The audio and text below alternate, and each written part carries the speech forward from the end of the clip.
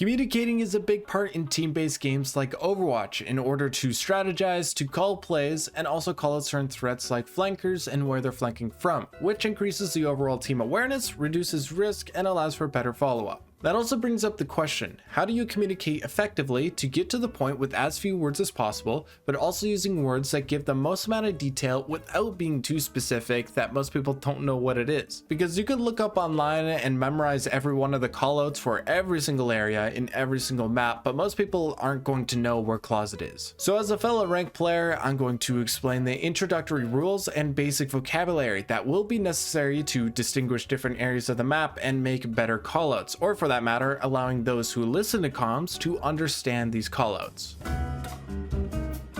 Let's start off with the basic communicating rules. They're not really rules, but you'll get the gist. Avoid using vague words like there, here, or me. This way your teammates have a way to locate a specific place where you are or the callouts, rather than them having to do a 360 looking for the guy who said, "Help me!" Limiting yourself to 2 words makes it so your teammates can immediately know what's going on without having to process an entire sentence. So it's pretty simple. If there's an enemy on high ground, you would say top right. This also transfers to things like Coast Mega to specify which Mega health pack, as there could be many in the map. And callouts are always orientated in the direction you come out of spawn. This makes directions uniform instead of confusing your left with another person's left. So even if you're turned around 180 now facing your spawn, when you call right door, it's going to look like the door on your left from your point of view. It's a little bit tricky to flip your perspective if you're not used to it, but you have to make sure that compass never changes orientation because again, your north is different from everyone else's north. With that out of the way, on to map callouts.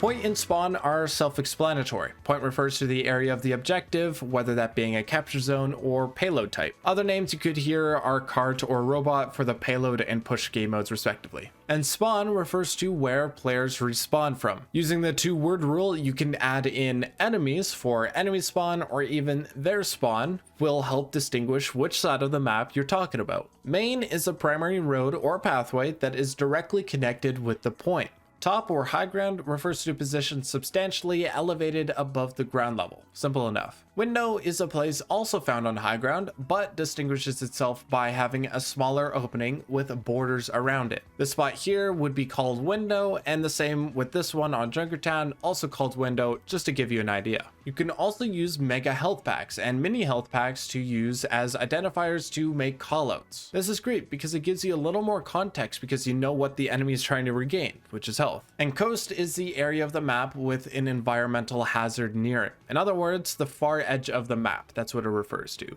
This is all you really need to know. And while these are the most common terms, player will use callouts not mentioned here, but as long as you and everyone else can comprehend what it is in as few words as possible, that's all you need. Now, in every map, there are featured landmarks that stand out from every other place on the map. It's important that I tell you now so you're not surprised when you hear someone call them out. Things like gas, water tower, statue, white room, and spaceship are a few examples of many in Overwatch. It's not like you have to study it per se, because if you play enough, you'll consistently run by them to remember their location. And that's it. Real quick, if you want to realize the power of high grounds and what they do, you can check out the advantages of high ground video right here. Until then, that's all I have for you guys, and I'll see you when I see you.